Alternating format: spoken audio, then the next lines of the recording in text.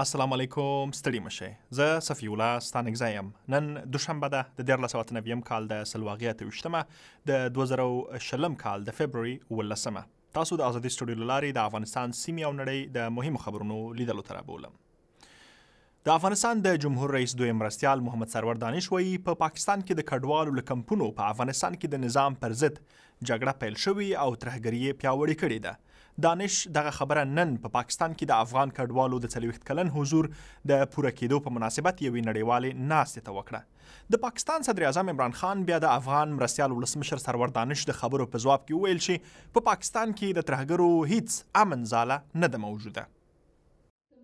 د امریکا او طالبانو د موافقې د لاسلیک په درشل کې د افغانستان جمهور رئیس دویم مرستیال سرور دانش نن ویل تر هغو چې طالبان له ترهګرو ډلو سره خپلې اړیکې پرې نه کړي او امن په تنظیمونه ولري افغانستان ته سوله نه راځي.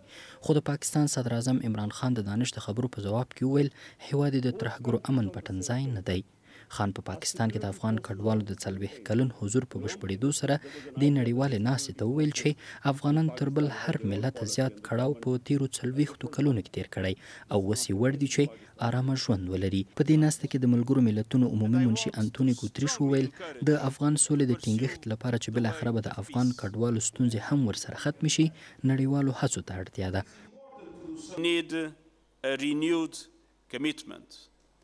موږ بیاوري ژمنو ته اړتیا لرو. باید ډاډ ترلاسه کړو نه یوازې دا چې د سولې په لور قوي ګام اخیستلو ته اړتیا ده بلکې په افغانستان کې داسې یوې سولې ته اړتیا ده چې دا هیواد د بیا رغونې په لور یوسي او د افغان کډوالو د بیرته ستنېدو جوګه شي. په پاکستان کې اوس وخت شاوخوا 2.5 میلیونه افغان کډوال اوسېږي. اکثره دا کډوال په کمپون کې اوسي خو شته لکونه داسې نور چې د پاکستان په بیلابیلو ښارونو کې ځانونو ته ښه کاروبار او ژوند هم جوړ کړی. په چین کې له هوبای ولایت پرته په نورو سیمو کې د کرونا وایرس پراختیا ورو شوې. د چین د روغتیا د ملي کمیسیون هر ورځ د کرونا وایرس په اړه تازه معلومات خپروي او نن یې وویل چې 1,000 کسان تر دې دمه مړه شوي. په ټوله نړۍ کې بیا په کرونا وایرس د اخته خلکو شمیر له 1,000 اوښتی او ویره ده چې ممکن په تازه مړیو سره د کرونا وایرس ورو پراختیا برته پخوانی سرعت واخلي. له هوبای ولایت پرته چې وهان ښار یې د کورونا ویروس اصلي سرچینه ده د چین په نورو سیمو کې 14 ورځ ده چې د کورونا وایروس پراختیا کمه شوې. دا خبره د چین د روغتیا د ملي کمیسیون ویان می فینګ نن په یو کنفرانس کې وکړه. هغه وویل تر دې دمه د نږدې 11,000 ناروغانو درملنه شوې او کورونو ته لیږل شوي دي خو کورونا ویروس لا هم سخت ګواښ دی. د چین د روغتیا د ملي کمیسیون په وینا کورونا ویروس 1,200 کسان مړه کړي او نږدې 80,500 کسان پرې اخته دي. امریکا بیا نن له هغې کښتۍ چې د جاپان په سواحلو کې ولاړه د خپل اتباع انتقال کړي دي. دا کښتۍ چې پکې یو شمېر کسان ویروس نیولي له 2 اونیو راهیسې قرنطین ده او شاوخوا 3,500 سورلۍ پکې ایساره پاتې ده. د امریکا متحده ایالاتونو ولسمشر ډانلډ ټرمپ د سوریې په ادلیب کې د وروستیو نښتو په اړه اندېښنه ښودلې. دا خبره د سپینې ماڼۍ یو مرستیال ویاند جادیر کړي او ویلي دي چې ټرمپ د ترکیې له ولسمشر رجب طیب اردوغان سره په دې مورد ټلیفوني خبرې هم کړې دي. د سوریې حکومتي ځواکونه چې روسیه یې ملاتړ کوي د پرمختګ په حال کې دي. د ادلیب نښتو ټرمپ اندېښمن کړی دی. د سوریې ځواکونه چې له څو ورځو راهیسې د پرمختګ په حال کې دي غواړي د رژیم د مخالفو وروستي ښارونه ادلیب او حلب په بشپړه توګه له هغوی ونیسي. د امریکا ولسمشر ډونالډ ټرمپ د ادلیب د نښتو په اړه له اردوغان سره په ټلیفوني خبرو کې اندېښنه ښودلې. سپینې ماڼۍ ویلي ټرمپ اردوغان ته ویلي چې امریکا غواړي روسیه د سوریې د رژیم له ملاتړه لاس واخلي. د امریکا ولسمشر داسې وخت دا څرګندونې کړي چې نن دوشنبه روسیه او ترکیه د سوریې پر کړکېچ خبرې کوي. ترکیه او روسیه د سوریې په کورنۍ جګړه کې له 2 مخالفو اړخونو ملاتړ کوي. د ترکیې ځواکونه چې سلګونه ټانکونه د سوریې پولې ته هم استولي سوریایي عسکر په نښه کړي او ګواښ کړي چې که له امن سیمو ونه وځي لا به له بریدونو سره مخ شي. د ادلیب 8 لکه اوسېدونکي د وروستیو نښتو له امله بېکوره شوي دي. د لومړي ځل لپاره په سعودي عربستان کې 20 تنو ښځو د قطبازۍ په لوبه کې برخه اخیستې. هغوی له زرګونه نارینه‌و سره لوبه کوي او هر چا چې وګټله د څه باندې $500,000 جایزه ترلاسه کوي.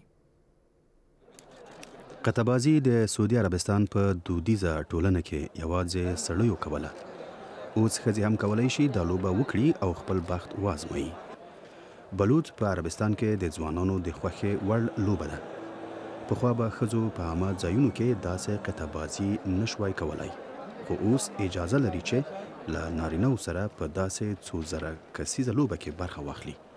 20 تنه ښځې په دې هیله چې د 18,000 نارینه‌و ترمنځ وروستي دور ته لار پیدا کړي د قطعه‌بازۍ په سګژمنیو لوبو کې برخه اخیستې. دا لوبې به د فبروري تر 22مې همدې شنبې پورې دوام وکړي. او په آخر کې هم ورزو د ربابیانو د کاروبار د ښه کېدو په اړه یو راپور درته خبرو. د پاکستان په اکثرو سیمو کې د امنیت په ښه کېدو اوس د یوې پیړۍ د دې زړې آلې غږول او د سندرو محفلونه بیرته په غوړېدو دي. د ټانګ ټکور مجلس روان دی.